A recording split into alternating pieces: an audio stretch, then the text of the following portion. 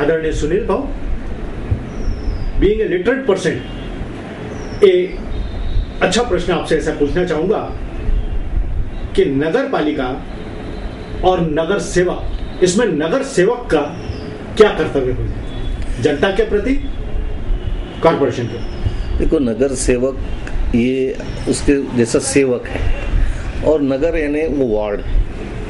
तो नगर सेवक का प्रथम कर्तव्य अपने वार्डों को मूलभूत जो सुविधाएं हैं, जिस सुविधाएं में स्वास्थ्य हो, पानी हो, बिजली हो, साफ सफाई हो और जो छोटे मोटे जो लोगों से संबंधित प्रश्न हो, वो प्रश्न से अवगत होके वो प्रश्न के माध्यम से लोगों की सेवा करना, उसके प्रश्न के उत्तर देके लोगों की सेवा करना, ये नगर सेवकों का प्राथमिक कर्तव्य है अपने वार्ड के प्रति।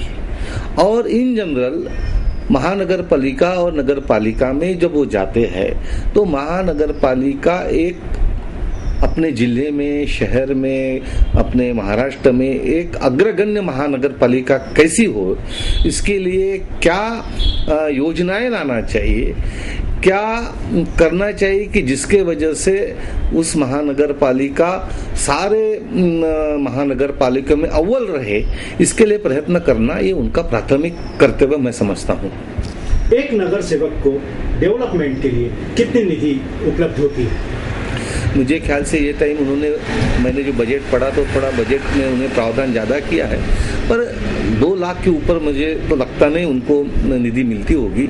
और ये निधि वो वार्ड का एक अंदर क्षेत्र देखते हुए बहुत ही सीमित, बहुत ही कम, और जिसके वजह से वो कुछ कर नहीं पाते, ये बात तो सच है। मुझे ऐसा लगता है कि वो नगर सेवक को अपने वार्ड की प्राथमिक काम कौन से है, उसका प्राथमिक क्रम कौन सा है, ये इसकी जानकारी रहती है और इसीलिए ज्यादा से ज्यादा निधि वार्ड के नगर सेवकों को कॉर्पोरेशन की तरफ से या महानगर पालिका की तरफ से मिलना चाहिए। वो वास्तव स्थिति आज नहीं है। उसके लिए क्या होना चाहिए? इसके लिए बजट में प्रावधान होना चाहिए। जैसे आप देखते हैं कि जब मैं पहली बार विधायक बना तो तब 40 लाख रुपए आमदार निधि था, आज 2 करोड़ रुपए हो गया। देखो 2 ही टर्म में। या आप लोकसभा का देखो कि 1 करोड़ 80 लाख पे से आज 5 करोड़ पे वो पहुंच गए। तो उस मानने से नगर सेवकों को उसमें बढ़ोतरी नहीं हुई है। मुझे लगता है कम से कम नगर सेवकों को 10 लाख तक निधि अपने वार्ड में प्राथमिकता से खर्च करने के लिए प्रावधान होना चाहिए और वो प्रावधान उनके बजट में होना चाहिए। आम तौर पे देखा जाता है कि बहुत कम लिटरेट नगर सेवक जनता के सामने आते हैं, तो जब उनको खुद को जानकारी नहीं है, ये बात निश्चित है कि देश सेवा के लिए कोई लिटरेसी की जरूरत नहीं पड़ती है, लेकिन जहां ऐसी बात आ जाती है तो क्या परिस्थिति? नहीं, ऐसा है, नगर सेवक या आमदार, ये खासदार आफ्टर ऑल समाज को रिप्रेजेंट करता है। वो ऐसा है कि समाज की जो चाह होगी वही आदमी चुन के आएगा। अब समाज को यदि लगता है कि ये इलिटरेट है तो भी कार्यक्षम है, तो उसमें भी कोई गलत नहीं है, पर ऐसा होता नहीं है। ऐसा है कि जो लोकशाही की पद्धत हमने अपनाई है, वो लोकशाही के पद्धत में जो बुराइयां भी घुस गई है, तो उसमें ऐसा लगता है कि इलेक्शन के पहले 2 दिन में जिस प्रकार का बातें होती है उसमें सही रिप्रेजेंटेशन या समाज का सही रिप्रेजेंटेशन नहीं होता। जो लोग आखिरी 2 दिन में, ऐसा मैं सब जगह होता होगा ऐसा नहीं बोलता हूँ, पर ऐसा होता है कि अच्छा आदमी भी कभी कभी पिछड़ जाता है। यदि आखिरी 2 दिनों में उसने सारे खेल नहीं बैठाए, उसका ज्यादा मैं विस्तृत से नहीं बताऊंगा, आप समझदार है, वो खेल नहीं बैठाए तो अच्छा उम्मीदवार भी पिछड़ जाता है। तो ये सारी चीजें हैं। मैं आपको जैसे बोले, जैसे समाज को रिप्रेजेंट करता है, जैसा समाज है वैसा वो उसको चुन के देंगे। जहां तक बात नगर सेवक की और कॉर्पोरेशन की अपन ने किया, तो फिलहाल कॉर्पोरेशन में जो हंगामा हुआ अपन ने देखा कि भरी सभा में मारपीट के दृश्य देखने मिले।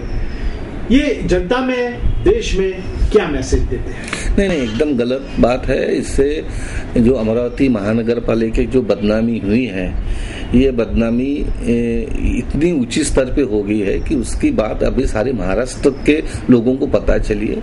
और मुझे यही कहना है कि 10 साल तक हमने भी महापौर दिए, हमने भी महानगर पालिका में एक सत्तारूढ़ पक्ष के नाते काम चलाया, पर इस तरीके की बातें कभी नहीं हुई। इसमें मैं जब भी कहता हूँ कि एक बार महापौर चुन के आने के बाद वो कोई पार्टी का नहीं रहता, वो शहर का प्रथम नागरिक रहता है और उसके लिए सारे पार्टी के नगर सेवक एक समान रहते हैं। उसने गठबाजी में 1 मिनट आपको रोकूंगा। आपने एक बहुत अच्छा मुद्दा बताया कि चुन के आए बाद में वो महापौर किसी पार्टी का नहीं होता। आपने बहुत अच्छी बात बताया। एक महापौर का किसी समय पे अपनी जगह से कुर्सी पे से उठ के किसी दूसरे को ऑफर करना उस चेयर पे बैठने, ये कैसा लगा? नहीं, बिल्कुल ऐसा है कि जो गरिमा रहती है वो कुर्सी की रहती है और कुर्सी की गरिमा टिकाने का काम वो कुर्सी पे बैठने वाले आदमी का रहता है और उस जगह का महत्व और वो कुर्सी का महत्व उसी को मिलना चाहिए। मुख्यमंत्री भी देखो ऐसा है कि कितना भी बड़ा आदमी आया है तो भी वो महापौर की कुर्सी पे बैठे, ये मुझे लगता है ये लोकशाही में अभिप्रेत नहीं है। और वो जो बैठने वाले आदमी में भी ये सोचना चाहिए कि हमने नहीं बैठना चाहिए और ऑफर करने वाले आदमी को भी वो कुर्सी की उसकी जहागीर थोड़ी है, वो तो महापौर की कुर्सी है। आज आप है, कल दूसरा होगा। आप ये कुर्सी खुद के मन से किसी को ऑफर नहीं कर सकते और वो एकदम सरासर गलत है। और उस टाइम भी मुझे लगता है कि आप लोगों ने ये चीज बड़े अच्छे से ये की और लोगों ने उसके बारे में माफी भी मांगी थी।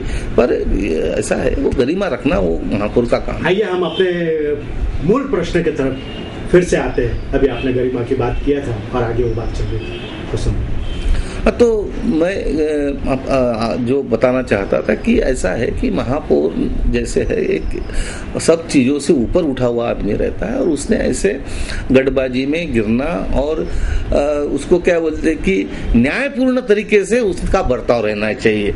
ही should behave in a judicious way और उसी से सब लोग अमरावती की जनता यही उम्मीद करती है कि आपने ये सारे स्तर से उठ के जो न्यायपूर्ण है, जो सत्य है, उसी की बाजू लेना चाहिए। और मुझे लगता है कि जो प्रकरण महानगर पालिका में हुआ है वो बहुत ही उसको क्या बोलते हैं वेदनादायक है, शर्मनाक है और अभी भी उसमें सुधारने का मौका है। तो ये सुधार के जो न्यायपूर्ण निर्णय है वही होना चाहिए। राजनीति एक तरफ है और शहर का विकास अपनी जगह पर है। तो ये जो भी पार्टियां रिप्रेजेंट करती है कॉर्पोरेशन में, तो इस मुद्दे पे कभी एक होती है क्या कि नगर विकास के लिए क्या आप कोई काम करके गए, फिर ये काम नहीं होना चाहिए, उसके लिए पीछे खींचने का या नहीं होने देने का ऐसा मानस बनता है क्या?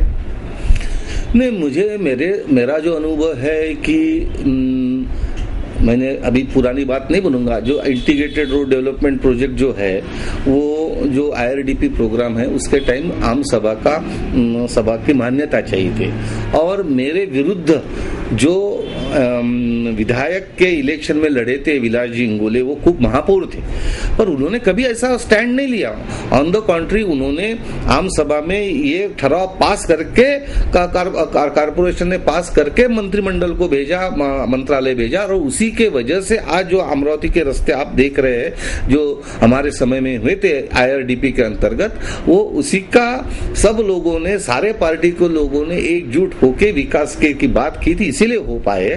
और मुझे लगता है कि विकास के लिए तो गठबाजी करना ये तो सरासर जो लोगों ने चुन के दिया उससे धोखा करना है। सुनील भाऊ, आप जब थे, आपका नेतृत्व में अमरावती की साफ सफाई, सौंदर्य, इसके ऊपर विशेष ध्यान रहा। अब आप क्या महसूस करते हैं? नहीं, मुझे लगता है कि इस प्रश्न का उत्तर मैं नहीं, जनता ही दे, क्योंकि मुझे किसी और पे कमेंट करने का हक जनता ने नहीं दिया है। तो मुझे लगता है ये प्रश्न का उत्तर आप जनता से पूछेंगे ज़्यादा। वो ऐसा है, वो दिन रात खुली आंखों से देखते हैं और वही सही मायने में आपको ज़्यादा अच्छे से बता पाएंगे। मुझे धन्यवाद सुनील बाबू। जवाहर गेट को पूरा परिसर, परकोटा, इसको पुरातन महत्व देते हुए, ऐतिहासिक महत्व देते हुए आपने उसका पहले पूरा भ्रमण किया। मेरा जहाँ तक ख्याल है कि किले की प्राचीरों पर चढ़कर आप घूम के आए थे, जहाँ तक मेरा ख्याल है। वो डेवलप करने के पीछे आपने डेवलप किया उसको, और आज उसकी जो परिस्थिति है ये देखकर आपको क्या नहीं, ऐसा है कि शहर का विकास मीन सिर्फ रास्ते, नाली, लाइट, पानी ये नहीं होता है। जो शहर की ऐतिहासिक धरोहर रहती है वो धरोहरों को भी अबाधित रखना, ये भी विकास की एक व्याख्या है। और जो परकोट है वो अमरावती का एक धरोहर, ऐतिहासिक धरोहर, इसीलिए उसको सुधारने का काम हम उस वक्त में किया।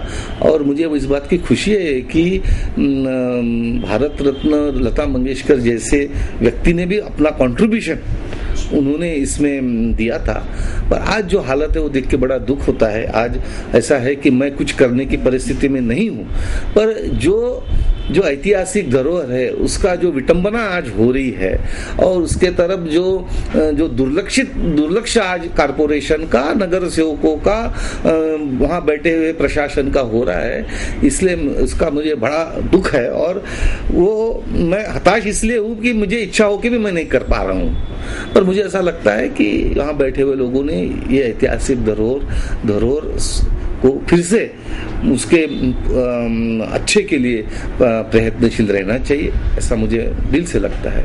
सुनील भाऊ, अनेक ऐसे स्थल है अमरावती में जो अपना ऐतिहासिक महत्व रखते हैं, लेकिन हमारे अधिकारीगण जो बाहर से आते हैं कॉरपोरेशन में, इधर इनको उतना महत्व नहीं रहता। ये बतौर मेहमान आते और चले जाते हैं, ख्याल नहीं देते इन चीजों पे, तोड़ ताड़ देते, बिगाड़ देते। एक उदाहरण आपको बता दूं कि राजा बिशन सिंह की हवेली थी बाजी बाजार में, लक्ष्मी नारायण मंदिर के पास में, उसे तोड़ दी गई, वहां स्कूल बनाया। तोड़ते वक्त भी न उसकी फोटोग्राफी संभाल के रखी गई, न उसकी वीडियोग्राफी। तो इतिहास के विद्यार्थियों के साथ में जो गुनाह कर रहे हैं आज शहर, ये कहता है रुकना चाहिए कि नहीं? बिल्कुल रोकना चाहिए। आपने बहुत अच्छा मुद्दा सामने लाया है। और मैंने जैसा कहा कि शहर का विकास यानी सिर्फ रास्ते नाली नहीं रहता, जो ऐतिहासिक धरोहर है वो ऐतिहासिक धरोहर को भी कायम रखना, ये भी एक विकास की व्याख्या होती है। मुझे याद है कि विदर्भ हेरिटेज सोसाइटी के माध्यम से अमरावती शहर में के जो ऐसे प्रमुख जो हेरिटेज थे, जो पुराने संग्रहित इमारतें थी, ये थे, इसका नोटिफिकेशन करके उसकी अनुक्रमिकता करके उसको अबाधित रखने के लिए एक सोसाइटी बना के उसके माध्यम से इसकी दक्षता लेना, उसकी सुधारना करना, इसका एक कार्यक्रम हमने बनाया था। पर ये सब सारी चीजों में वो कहीं बह गया है। नहीं तो हमारे इसमें हमने अमरावती शहर की जितने भी ये पुरातन जो वस्तुएं हैं इसको अबाधित रखने के लिए एक कार्यक्रम हमने बनाया था, पर अभी वो मुझे मालूम नहीं उसका क्या हुआ। बहुत बढ़िया सुनील बाबू, अछूता विषय आपके ध्यान में है, ये जान के बहुत खुशी हुई। आमतौर पर देखा गया है कि मनपा के उच्चाधिकारी, अति उच्चाधिकारी भी बोलेंगे तो चलेगा, ये पर्टिकुलर कुछ दबाव में काम करते हैं। इसका क्या कारण है? मुझे ये जनता के हित में जाने से डरते हैं, सामान्य आदमी से मिलने में भी डरते हैं। आज आजादी मिले बाद में भी ये परिस्थिति कायम है, इसका क्या कारण है? क्या इनको राजकीय कोई ऐसा दबाव है कि ये काम नहीं कर रहा, ये काम नहीं करना, जनता से नहीं मिलना, ऐसा क्यों करते हैं? ऐसा है कि महानगर पालिका के जो मुख्याधिकारी है वो तो IAS ऑफिसर है, उसको तो कॉन्स्टिट्यूशन से, घटना से बहुत बड़े अधिकार भी है और प्रोटेक्शन भी है। IAS यानी ऐसा बोलेंगे, आई एम सॉरी अभी आप तो उसने सही मायने में तो उन्होंने उन पे जो जिम्मेदारी है, सही मायने में वो उन पे जिम्मेदारी है। उन्होंने अमरावती शहर या कोई भी शहर का विकास के लिए और आने वाले समय में क्या क्या घटनाएं, क्या क्या बातें कर सकते हैं, इसका मास्टर प्लान तैयार करके उसका इम्प्लीमेंटेशन करना चाहिए। पर मैं इस चीज से आपसे सहमत हूँ कि आज के तारीख में ये बिल्कुल यही नहीं हो रहा है। मैं आयुक्त के बारे में कुछ नहीं बोलूंगा, पर यदि मुझे पूछा जाए तो वो अपने काम में पूरी लगन से काम नहीं कर रहे, ये तो मुझे दिख रहा है और सब लोगों को भी दिख रहा है। इसका कारण ऐसा हो सकता है कि भाई अपने को क्या करना है, थोड़े साल 2-3 साल यहाँ रहना है, ये इनकी राजनीति, ये जाने, मुझे तो कल चले जाना है, मैं क्यों बदनाम हूँ या मैं क्यों करूँ, कुछ ऐसी मानसिकता लेकर आते हैं ये लोग? नहीं, ऐसा है कि प्रशासन को दौड़ाने का काम राजनीति के नेताओं का काम है, जनप्रतिनिधि का काम है। प्रशासन को कुछ लेना देना नहीं होगा तो उनको रास्ता दिखाने का, या रास्ते पे नहीं चलते तो उनको सीधा करके वो रास्ते पे निकालने का काम ये जनप्रतिनिधि का काम है। और यदि जनप्रतिनिधि उसमें कमजोर पड़ते हैं तो फिर ऐसी जो परिस्थिति निर्माण होती हुई है वो ऐसी होती है। यदि जनप्रतिनिधि कठोर है, जनप्रतिनिधि सक्षम है, जनप्रतिनिधि यदि अपने काम के प्रति उनकी लगन है, तो वो प्रशासन जो चूकता भी होगा, काम करने में थोड़ा हैगे भी करता होगा, उसको काम पे लगाने के लिए वो जनप्रतिनिधि की ही जिम्मेदारी है। यदि काम नहीं करता होगा तो उसको शिक्षा देने का भी प्रावधान वो कर सकते हैं। सुनील बाबू, एक अंतिम प्रश्न, आने वाले चुनाव कैसा प्रभाव छोड़ के जाएंगे? अभी आने वाले चुनाव को बहुत टाइम है, मनपा तो शुरू है, अभी ज्यादा दूर नहीं, 2 फरवरी है। अभी कुछ उसमें उसके बारे में तो कुछ क्या पॉसिबल नहीं, अभी कुछ नहीं कह सकते। ऐसा है कि मैंने जैसे कहा कि चुनाव के मुद्दे अलग रहते हैं। 5 साल तक अलग मुद्दे पे लोग चिल्लम चाहट होती है, लोग अलग बात करते हैं, और जब चुनाव आते हैं तो अलग मुद्दे सामने आते हैं और निर्णय कुछ और हो सकता है। तो इसीलिए उस विषय पे मुझे लगता है कि ये समय नहीं कि उस विषय पे पूरे डिटेल में चर्चा हो। वक्त आएगा तब अच्छे से चर्चा अपन करेंगे इसके बारे में। पूछना चाहूंगा कि अभी थोड़ा सा निधि का मामला जो चला कि पीडब्ल्यूडी को आवंटित की गई कॉर्पोरेशन से लेके, इस विषय में आपका क्या ख्याल है? नहीं, मुझे तो ये प्रश्न मुझे सही में आश्चर्य है कि प्रश्न ऐसा है कि वो निधि से काम ये डिपार्टमेंट करता है या वो डिपार्टमेंट करता है, इससे किससे क्यों लेना देना है लोगों को? मुझे एक समझता नहीं। एक तो पहली बात है ने वो विशेष शासन अनुदान है, मैं भी 10 साल विधायक रहा हूँ, विशेष शासन अनुदान है, वो कोई कारपोरेशन की तिजोरी में इसका पैसा तो है नहीं। शासन यदि निर्णय लेती है कि ये काम पीडब्ल्यूडी करते हैं तो लोगों को क्यों ऐतराज है? और मुझे याद है कि मेरे जमाने में तो मेरा भी काम पीडब्ल्यूडी करती थी, मेरे मतदार संघ का काम भी पीडब्ल्यूडी करती थी, और बंडेरा मतदार संघ का काम भी पीडब्ल्यूडी करती थी। फिर आज ही क्यों पीडब्ल्यूडी उनके पीडब्ल्यूडी के बारे में लोगों को ऐतराज है?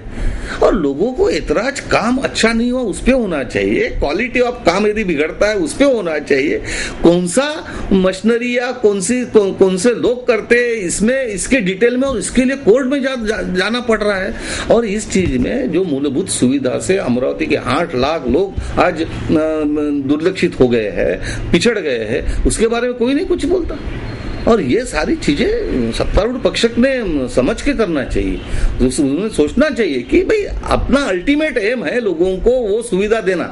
वो ये एजेंसी करती है या वो एजेंसी करती है, फिर यही एजेंसी ने करना चाहिए। फिर इसके पीछे कुछ तो भी ऐसा है कि ये एजेंसी के बारे में ये एजेंसी ही चाहिए ऐसा बोलना, यानी उसके पीछे भी लोगों को तो शंका आना ही है। और मैंने जैसे कहा कि मेरे भी वक्त में दोनों मतदार संघ में यदि पीडब्ल्यूडी ने अच्छा काम किया है तो आज पीडब्ल्यूडी का आप क्यों नहीं बोल रहे? मुझे तो समझता नहीं। मैं ये सारी चीजें मेरे दिमाग के परे है, पर लोगों ने क्वालिटी पे ध्यान देना चाहिए। ये एजेंसी करती है, वो एजेंसी कर, उसके लिए हाईकोर्ट में जाके लाखों रुपए खर्चा करना, ये कहाँ की रीत है? ये अभी तक तो कभी नहीं हुआ भाई, अभी होता होगा तो उसके लिए कौन जिम्मेदार है, सारी दुनिया जानती है। मैं आभारी हूँ, अमरावती की जनता आभारी है, आपसे रूबरू होते हैं। नहीं, एमसीटी चैनल के हम भी आभारी है कि एक अच्छे मुद्दे को लेके आप लोगों की क्या भावनाएं हैं, लोगों की क्या प्रतिक्रिया है, एक अच्छा विषय को आपने छेड़ा हुआ है। और मुझे लगता है इससे अच्छा ही होगा अमरावती शहर का, क्योंकि नगर सेवकों को, महापौर को, प्रशासन को लोगों की भावना आपके माध्यम से यदि समझेंगी तो उनके बर्ताव में जरूर फर्क पड़ेगा, ऐसा मुझे लगता है।